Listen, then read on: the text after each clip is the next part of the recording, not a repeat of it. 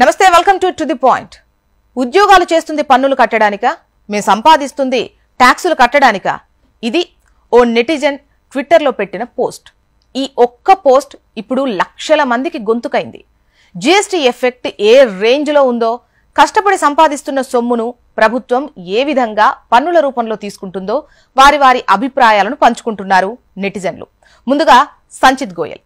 ఈయన బెంగళూరులో ఓ ఉద్యోగి. అతను చేసిన ఒకే ఒక్క ట్వీట్ ఇప్పుడు జీఎస్టీ బాధుడు ఏ రేంజ్లో ఉందో స్పష్టమవుతోంది. ఇవాళ నేను 5,000 రూపాయలు సంపాదించాను. ఇందులో 30% ఇన్కమ్ ట్యాక్స్ కింద ఇచ్చేశాను. మిగిలిన డబ్బులతో బెవరేజెస్, లిక్కర్ లాంటివి కొనుగోలు చేశాను. 28% పన్ను కట్టాను. మొత్తంగా 58% పన్ను రూపంలోనే పోయింది. 12 గంటలు కష్టపడి 5,000 రూపాయలు సంపాదిస్తే నాకొచ్చిన జ్ఞానం ఏంటో తెలుసా? ఈ 12 గంటలు కష్టపడి చేసేది ప్రభుత్వానికి, 50% పన్ను కట్టడానికి అని ట్వీట్ చేశారు.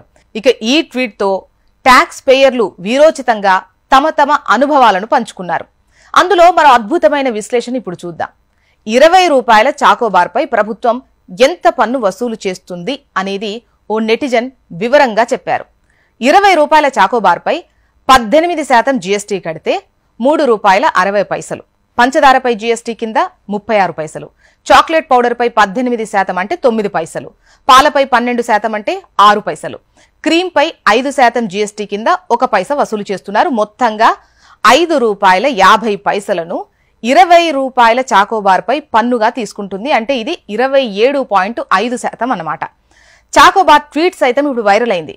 20 రూపాయల చాకోబార్పై 5.5 రూపాయలు ట్యాక్స్ అంటే ఇది మధ్యతరగతి సామాన్యుల నుంచి ఏ స్థాయిలో ప్రభుత్వం పన్నుల రూపంలో దోపిడీ చేస్తుందో అర్థమవుతుంది అంటూ ఆవేదన వ్యక్తం చేస్తున్నారు నెటిజన్లు. ఇక మరో ట్వీటర్ అయితే రక్తం మరిగిపోతుంది, రోజంతా కష్టపడి పనిచేస్తే వచ్చే డబ్బులను పన్నుల రూపంలో తీసుకొని ప్రభుత్వ ఉద్యోగుల జీతాలకు, పెన్షన్లకు, ఉచిత పథకాలకు పంచి పెడుతోంది అంటూ తన ఆక్రోశాన్ని వెళ్లగక్కాడు. ఇక మరో ట్వీటర్ అయితే 50% పన్ను కడుతున్నా, ఉద్యోగం పోయినప్పుడు ఈ ప్రభుత్వం ఏమైనా ఆదుకుంటుందా ఏంటి?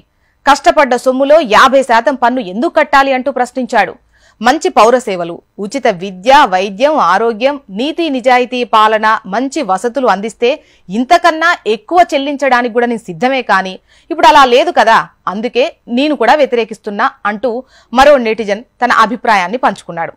మొత్తంగా జీఎస్టీ, ఇన్కమ్ ట్యాక్స్ పేరుతో ట్విట్టర్ ట్రెండ్ నడుస్తోంది.